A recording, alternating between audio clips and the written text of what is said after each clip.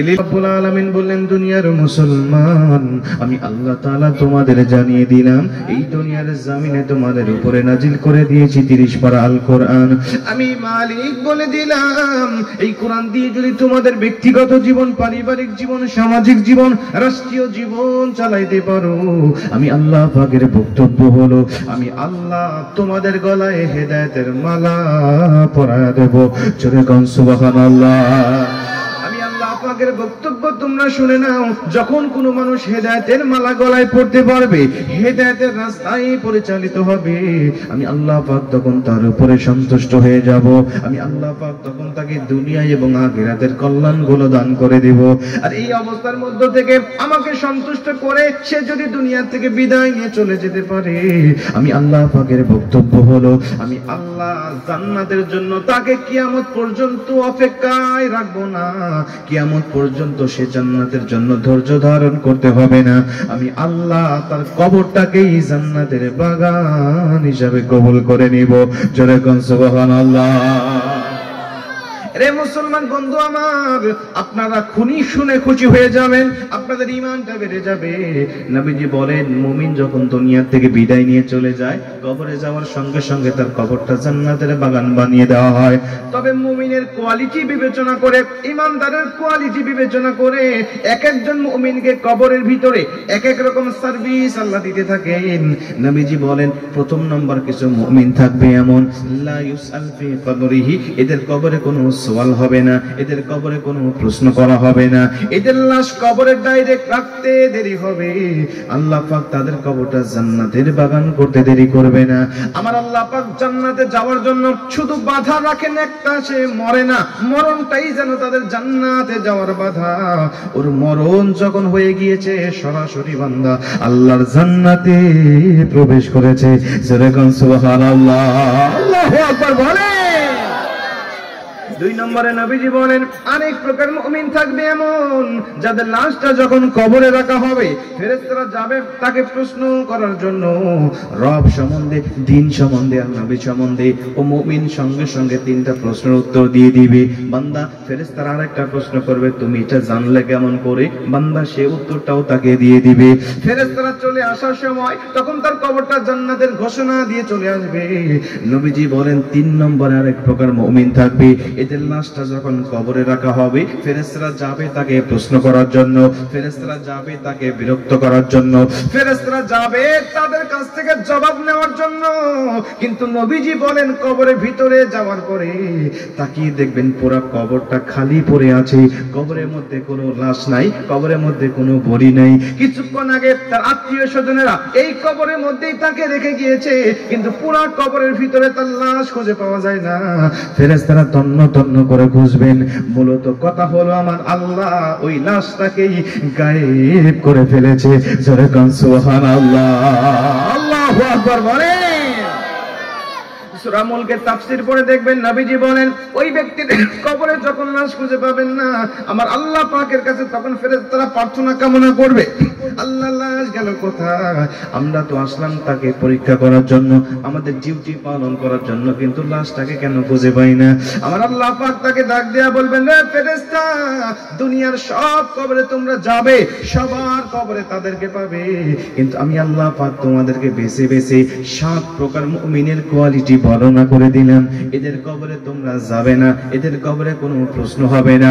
আমি আল্লাহ পাক বলে দিলাম, ওদের কবরে আমি আল্লাহ রাব্বুল আলামিন তাদের কোনো বিরক্তিকর পরিবেশ তৈরি করব না। ইল্লা ওয়াকাহুল্লাহু ফিতনাতাল কবর, ওদের কবরে কোনো ফিতনা দেব না। আমি আল্লাহ কবরে যেতে দেরি হয়েছে, কবরটা জান্নাতের বাগান করতে দেরি করব না। জোরে কোন সুবহানাল্লাহ। তাদের কবরে তোমরা যাবে না। ফেরেশতারা বলবেন, আমরা সেই কবরের মধ্যে অনেকক্ষণ খুঁজে করব, কিন্তু তাকে পাবো না। লাশটা তন্ন তন্ন করে খুঁজবো, এপার ওপার করে খুঁজবো, কিন্তু পাবো না। বলতে পারেন, হুজুর, আমাদের মুরাদনগরে মানুষকে যখন মাটি দেয় তখন তাকিয়ে দেখেছি, কবরের মধ্যে লাশ নামানোর পরে একটা মানুষ দাঁড়ানোর জায়গা থাকে না, ছোট্ট একটা 3.5 হাত কবর। তো এই কবরে ফেরেশতারা এতক্ষণ ধরে খুঁজবেন কেন? একবার তাকাইলে তো বোঝা যায় লাশ আছে কি না আছে। ভাই, শুনে খুশি হবেন। নবীজি বলেন, মুমিনের লাশ যখন কবরে রাখা হয় আর তার আত্মীয়রা তাকে মাটি চাপা দিয়ে জুতার ফিতার আওয়াজ করতে করতে যখন চলে যায়, আর ওই মুমিনের দৃষ্টি যতদূর যায়, ওই কবরের লাশের দৃষ্টি যতদূর যায়, আমার আল্লাহ তার কবরটা দৃষ্টির অগোচর পেরিয়ে প্রশস্ত করে দেয়। এত ছোট থাকে না। বলতে পারেন 3.5 হাত কবরের মধ্যে সে কেমনে থাকে? ভাই, মুমিন 3.5 হাত কবরে থাকে না। ফেরেশতারা এত বড় কবরে খুঁজে পাবেন না। তাকিয়ে দেখবে কবরের একটি কর্নারে একটা সবুজ রঙের পাখি শুয়ে আছে।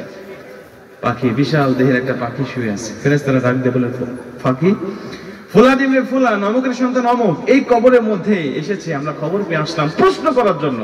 কিন্তু কি আশ্চর্য বিষয়, আমাদের ধারণা তো কখনো ভুল হয় না, আমাদের টার্গেট কখনো মিস হয় না। তাকে পাই না কেন? তুমি পাখি, তাকে দেখেছো কি? বলে, হ্যাঁ আমি তাকে দেখেছি। বলে, কোথায় দেখেছো? পাখিটি বলবে, আরে সে তোমার ডানার নিচে আরামের ঘুম দিয়েছে, প্রশান্তির ঘুম দিয়েছে। খবরদার জোরে কথা বলো না। বান্দা বলে, ক্লান্ত শ্রান্ত দেহ নিয়ে দুনিয়ার থেকে ইবাদত করে সবে মাত্র কবর এসেছে, আর আমার আল্লাহ আমাকে ডিউটি, আমাকে সিকিউরিটি গার্ড হিসাবে কবরের মধ্যে নিযুক্ত করেছে। খবরদার জোরে কথা বলো না, বান্দার ঘুমের বড় ডিস্টার্ব হবে। ফেরেশতারা ডাক দেয়া বলে, পাখি শোনো, আমাদের ডিউটি আমাদেরকে পালন করতে দাও। আমরা শুধুমাত্র তার কাছ থেকে জবাব দিয়ে এখান থেকে চলে যাব, তার ঘুমের কোনো ডিস্টার্ব আমরা করব না। পাখিটি ডাক দেয়া বলবে, দেখো তাকে জাগ্রত করার অনুমতি আল্লাহ আমাকে দেয় নাই। ইসরাফিল আলাইহিস সালাতু ওয়াস সালাম যতক্ষণ পর্যন্ত সিংহায় ফুৎকার না দিবেন, ততক্ষণ পর্যন্ত আমি তাকে ঘুম পাড়িয়ে রাখবো। এরপরে আমি তাকে জাগ্রত করব, কিয়ামতের ময়দানে তাকে উত্তোলন করব। এক কথায় কবরে, হাসরে, মিজানে, ফুলসিরাতে প্রত্যেকটা ধাপ পার করাইয়া আমার আল্লাহ তাকে জান্নাত দিবেন না যতক্ষণ আমি পাখি তার পিছন থেকে সরে যাব না ততক্ষণ। জোরে কোন সুবহানাল্লাহ। ফেরেশতারা ডাক দিয়া বলবেন, পাখি, তাহলে কি আমরা তোমার ডানার তল থেকে বের করে নেব? বলে, তোমরা পাবে না তাকে খুঁজে, কারণ আমার আল্লাহ তাকে গায়েব করে রেখেছে, আর আমি আমার চাদর দিয়ে, আমি আমার পাখা দিয়ে তাদেরকে ঘুম পাড়িয়ে রেখেছি। জোর করলে তাকে খুঁজে পাবে না। ফেরেশতারা তখন আল্লাহ পাককে ডাক দেয়া বলবেন, আল্লাহকে ডাক দেয়া বলবেন, আল্লাহ, আমরা অমুকের কবরে এসেছিলাম প্রশ্ন করার জন্য, কি করব? চলে যাব নাকি তাকে খোঁজাখুঁজি করব? আমার আল্লাহ পাক ডাক দেয়া বলে, শোনো, এমন কোয়ালিটির বান্দাদের কবরে তোমরা যাবে না। যদি তোমাদের উত্তর নেওয়ার প্রয়োজন হয় শুনে নাও, আমি আল্লাহ তোমাদেরকে অভয় দিলাম, আমি আল্লাহ পাক তোমাদেরকে বলে দিলাম। যদি তাদের কাছ থেকে উত্তর নেওয়ার প্রয়োজন হয়, আমি আল্লাহ পাকের কাছে প্রশ্ন করবে, আমি আল্লাহ বান্দার পক্ষ নিয়ে তোমাদেরকে উত্তরগুলো শুনিয়ে দিতে চাই। জোরে কোন সুবহানাল্লাহ। পাখিটি বলবে, ফেরেশতা, হয়েছে তো এবার? আমি কে জানো? আমি বান্দার সামান্য একটা আমল। বান্দা দুনিয়ার জমিনে প্রতিদিন ইশারের নামাজের পরে ঘুমিয়ে যাওয়ার আগে একবার মাত্র 30টা আয়াত বিশিষ্ট একটি সূরা, সূরাতুল মুলক তেলাওয়াত করে বান্দা ঘুমিয়ে যেত।